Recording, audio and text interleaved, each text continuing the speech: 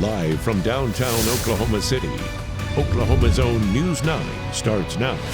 Right now at 5, a judge rules against restarting some state child care funding. We have reaction from those suing DHS. Plus, new designs for the downtown arena have been given to city leaders. An update on the project.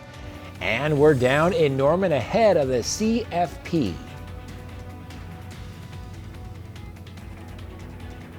The countdown is on here in Norman, gearing up for game day. We talked to some fans getting ready for tomorrow.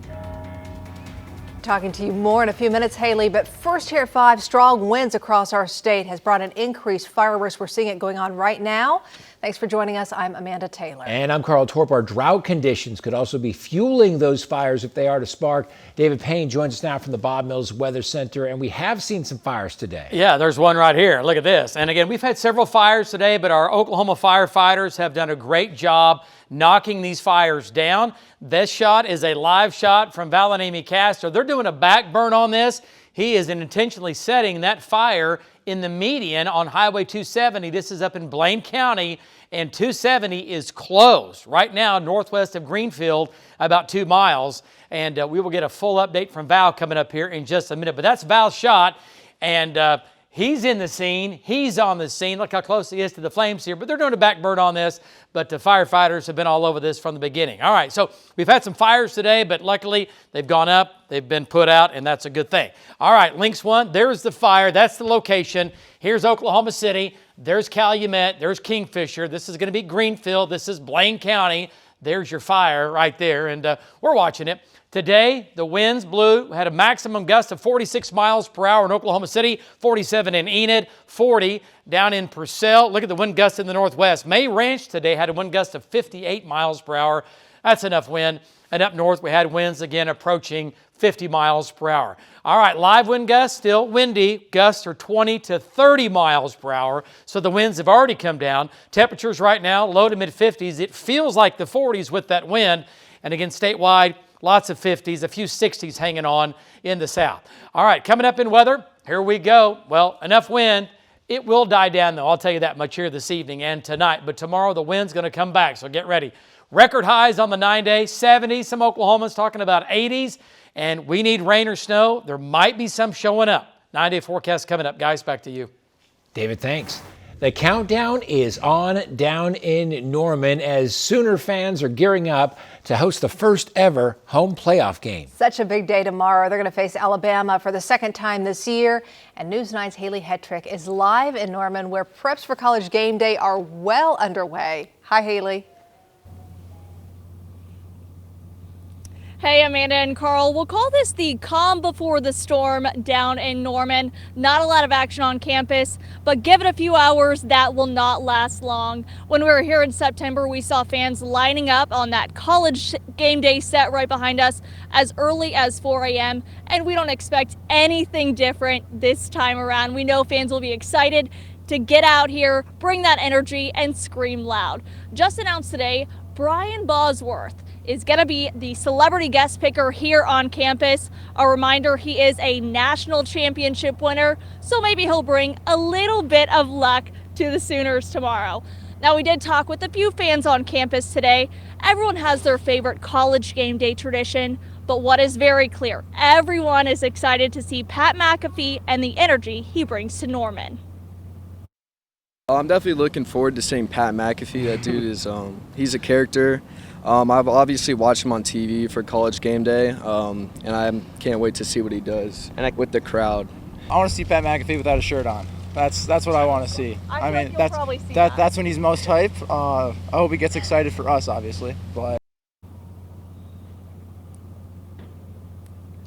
You know he'll bring the energy down in Norman, and tailgating over on the North Oval is starting here in about an hour at 6 o'clock. We're going to head over there and hopefully talk to some more fans, and we'll catch up with you guys in about an hour. Live in Norman, Haley Hetrick, Oklahoma's own News 9. Okay, we'll talk to you in an hour with those fans. Haley, thank you. Kickoff set for tomorrow at 7 p.m. We do have a Sooners game day guide online with everything you need to know to prepare for the big game. You can scan that QR code you see there on your screen. Now, if you are headed down for the big game, road closures will go into effect at 2 o'clock tomorrow afternoon. Norman Public Schools, they've already canceled classes for tomorrow, and several county offices will also close early, including the courthouse at 2 o'clock and the sheriff's office at noon. A judge blocks a request that would have required DHS to continue paying child care costs for some Oklahoma families. DHS paused funding for school-aged children last month over budget concerns. A group is now suing the state agency and is asking for the pause to be lifted and restore subsidies while the case moves forward. Despite the decision, the group isn't giving up. DHS says it all comes down to funding. I don't view it as a loss. It's obviously disappointing that we didn't get that granted today, but we'll still have our full day in court. We'll do everything we can to try and get that funding in place as soon as we can to help with that, because we do believe this is an important program that we operate. DHS has requested $70 million in state funding for its 2027 budget to stabilize the child care system. Families of fallen first responders could soon get expanded access to federal benefits because of a new provision in the National Defense Bill. Deaths from cancer are now included in the Public Safety Officers Benefits Program, which pays families of firefighters and law enforcement officers who die or are hurt in the line of duty. A study from the American Cancer Society says that firefighters are more likely to die from cancer than others. And that is just one part of the $900 billion bill now headed to the president's desk. We'll look at the other parts of the benefits for Oklahomans tonight here at 6. Oklahoma joins a lawsuit against Uber, accusing the company of deceiving customers about its subscription services. The lawsuit claims the company pushed users to sign up for an Uber One free trial, but charged them before the trial ended. It also says Uber made it extraordinarily difficult to cancel. Finally, it claims users were misled about how much they would actually save. Uber denies the claims and says customers can cancel their subscription at any time. New design details for the downtown arena are now waiting for approval from Oklahoma City leaders. Yeah, city leaders tell us that plans for the exterior haven't changed much from when they were released. These are the renderings released earlier this year. That includes the 360-degree glass curtain wall. But the interior is still going through the design process.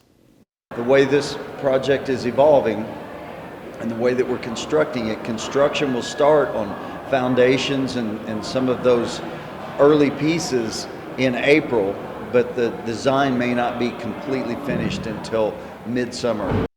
And city leaders say that all plans are still on schedule and the arena is set to open for the 2028-2029 NBA season. Those renderings look sharp, don't they? Meanwhile, the current arena is up and running tonight.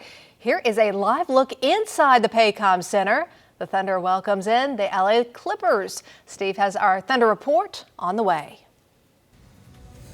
The new arena looks like a supercell with a big gust front. You would say that, wouldn't you? It does. Every time I see it, I'm like, okay, let's get Val underneath it. I'm just saying. It looks like a storm, looks like a supercell. Hey, Val Castor, he's on a fire. We're going to check in with him coming up here in just a minute. Record highs next week. It looks like some will fall. Too warm for December, and there is a storm showing up. We might get some moisture in here. Your forecast coming up. New reports show a fire that caused an explosion at a Metro home was intentionally set. Investigators say Karina Escobar started the fire near Northwest 15th and Classen early yesterday morning, and then she let the fire grow out of control because apparently she was trying to kill herself. Escobar did make it out of the home. She was then arrested for arson. No one was hurt. Well, this man right here, accused of leading police on a chase in a stolen car, is now in jail on multiple complaints. There's a picture of the guy. Oklahoma City police say officers tried to stop the car near Northeast 10th and I-35 last night when Dakota Bourne drove away. Police say Bourne drove behind an elementary school before losing control of the car and crashed into a tree. He ran but was arrested quickly. Bourne was booked on multiple complaints, including eluding. And now let's take a live look from one of our storm trackers. Val and Amy Castor are right near Watauga there. You can see firefighters are battling a fire. They have been dealing with winds all day. That has increased the fire threat statewide. David's tracking just how long the fire threat's going to stick around, plus possible record heat for Christmas. Stay with us. Well, after 4 days off, the defending NBA champions are back on the court this evening. OKC had their 16-game win streak snapped Saturday in Las Vegas. So they'll be looking to start a new streak and welcome in one of the worst teams in the NBA right now, the LA Clippers. Steve McGehee joins us live from the Paycom Center. And Steve, the Clippers are struggling, and that is actually a good thing for the Thunder on down the road. Yes, this is the, as they say, the gift that keeps on giving. Back in the summer of 2019, the Thunder traded Paul George to the Clippers in hopes of getting this guy right here, Kawhi Leonard. And so the Kawhi Leonard-Paul George thing didn't really work out. Paul George is playing elsewhere. They still have Kawhi Leonard. But right now the Clippers, on paper, they look like they have a good team. But on the court, they have been a train wreck. They have only won 6 times. Thunder won back in early November in LA, 126-107. The Clippers had a 10-point lead after one quarter because James Harden was knocking down threes. Harden is not playing tonight. Clippers could not hang on to beat the Thunder that night. But the reason why we're looking at the Clippers is the fact that Oklahoma City has their first-round pick this year. And in 2026, right now, that pick would be pick number 4. They also have a pick swap with the Clippers in 2027. So the more the Clippers go this way, the better that is for the Oklahoma City Thunder. So I expect the Thunder win here tonight pretty easily over the LA Clippers. Carl? Yeah, Steve, what's your opinion on the NBA Cup? Did the Thunder take this loss hard? Is there such a thing as a good loss here? I'm still not sure if I'm totally in on the NBA Cup altogether. They hopefully will move it to a college campus on down the road, which I think would be great. But the Cup loss, I was able to be in the locker room after the game. Normally I'm listening to Mark Daignault and what he has to say, then doing a 10 o'clock report. So that gave me some time to go in the locker room and kind of see how it all shook out and shakes out. But they didn't seem too down with the loss. They were talkative. They knew it was just one game. They knew they didn't play that great. And so the Spurs played better. Oklahoma City was the hunted in that game. So I think they just kind of wipe it off and move on to the next game. Back to you guys. Steve, we appreciate it. I'll explain it to my son, who got kind of emotional. Okay, yes. The Thunder lost to the Spurs. I know. He was happy, though, to see the Spurs lose to the Knicks. He was okay with that. Yes, they did. Yeah. They're good, though. They're going to be, I mean, it's fine. You know what we saw today? This guy in another role. Yeah, this is it was a police thing I had to do. So I had to wear an ankle bracelet. And no, but we drink a lot of coffee from Not Your Average Joe, which is also now combined with Stella Nova. Those two places are basically the same. And anyway, it's a nonprofit. It's a nonprofit, right. Yes. So we go there. It's just right down the street from us. So I said, hey, they've asked me to be a barista for about an hour at 1 o'clock today. Come on by. And I don't know, there's a lot of people that showed up. It's hard work, isn't it? It's a lot of work. Look at all the people. Anyway, it was great. You did a great job. You did. Carl and I both tasted the coffee. I made both of your coffees. I don't know. What'd you think? Pretty good, huh? Very good. It was good, except we don't like that you wrote loser for our name. I did, loser, and you stink. Jerk store. I know. Oh, there you are. Anyway. It was a lot of fun. Great job. Yeah, it was a good time. So anyway, we'll do that again. So they employ like 300 employees, and half of them have special needs. Yeah. And so it's great what they do. Yeah. And they just keep on grabbing more stores and setting up this nonprofit. So. Yeah, and they're so sweet and so nice, and I really like their mission. It's just a good thing. So anyway, if you're jumping off the wall later on today, we know why. I was like, who ordered this green thing? Because I didn't make the green thing. But anyway, it was a good time. All right. If you came down today, thank you so much. We do appreciate it. Let's get about Castor. Looks like the fire is just about out. Get a quick update from Val. He's up in Blaine County near Greenfield. Go ahead, Val. Yeah, so David, firefighters were concerned about the fire putting embers out onto the road and igniting the center median, so they did what they call a back burn, and as I pan to the right, they burned an entire mile section of center median. They just got done. You can still see some of the flames going up right there, but that's to keep it from catching on fire at a later time tonight. And so the Highway 270 has been closed, and they just now reopened the southbound lanes. The northbound are still closed because of smoke going across the road. So that's what's going on up here. We'll keep an eye on it. Back to you. All right, southbound is open. As you can see there, that's headed off to the south. Northbound still closed. But it'll be open here shortly. All of it will be. We'll be good. All right, back to Links 1. Sunshine now gone. Sun has set. 54 degrees. We're cooling off now. Look at that dew point of 12. It's going to be a cold night ahead. Not much wind, though, tonight, so that's a good thing. The winds will come down here, and they already are. 53 in Guthrie, 54 in Norman, 52 in El Reno. How about a 55 in from McLeod and the rest of Oklahoma? Lots of 50s on the map. The 40s are creeping in the northwest. We're all going to be dropping into the 40s here the next couple of hours. And the wind here still gusting to 20 to at times a few gusts to near 30 across central Oklahoma and the metro. Statewide, strongest winds now are in northern and northeastern Oklahoma, and up there the winds will come down there again as the evening moves along. The wind today, upper storm, tight gradient between that and high pressure to the south. We get the jet stream overhead and you get wind. That's exactly what we've had behind that cold front that came through overnight. The drought continues. The cold stays to our north.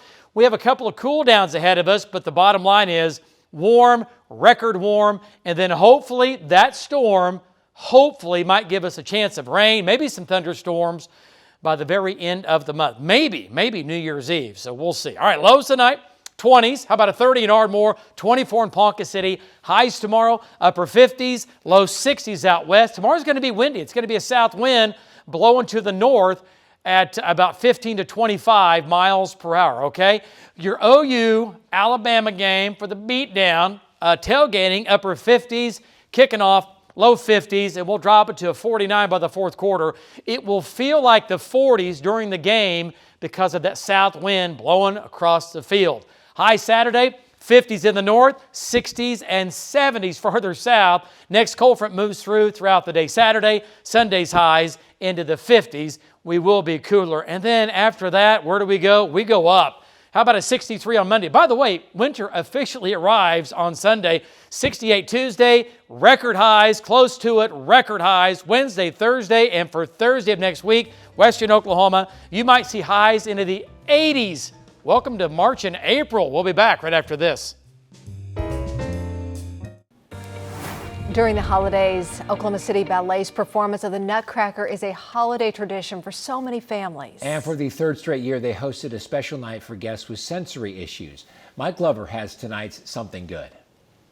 The Oklahoma City Ballet believes that dance is for everyone, even those with sensory issues. So why not have a special performance of the Nutcracker with them in mind? Every little girl, little boy, all the way to grandma and grandpa has some sort of happy memory attached to the Nutcracker. And to ensure those memories continue, 3 years ago, the company initiated an inclusion performance, specifically for those with sensory issues. The music's a little quieter, the lighting is softer, and make it more comfortable for you to come to the show. There's also a quiet space room for those that may need to step away from the theater for a minute. The Civic Center offers us great support. The ushers are all trained and informed on best practices. Dancers are also prepared for the unexpected. So our dancers received some guidelines around that the audience might be a bit more enthusiastic or vocal, and honestly, the dancers love it. I have two little boys. They are 9 and 7 years old, and they both have ADHD and autism. Dr. Elizabeth Eby was excited about the first-time experience with her two sons. Giving them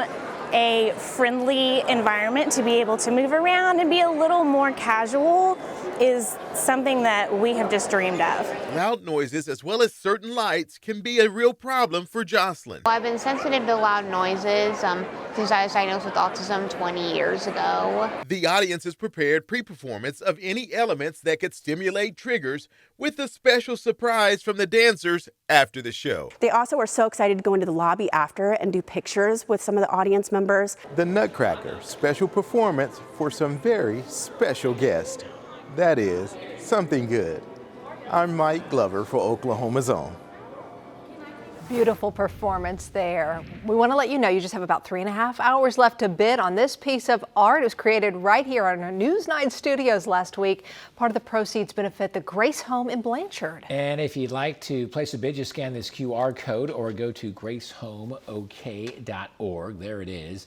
It closed at 9 o'clock tonight, and we'll announce the winner tonight at 10 o'clock. It's doing very well. So thank you all to if you bid on that project. Yeah, it's up to $6,500. Wow. So let's get it up even a little bit great. more. Yeah, a little more money to that, right? Yes. All to a good cause, yeah. All the time we have here at 5 o'clock. We'll see you here at 6. See you then.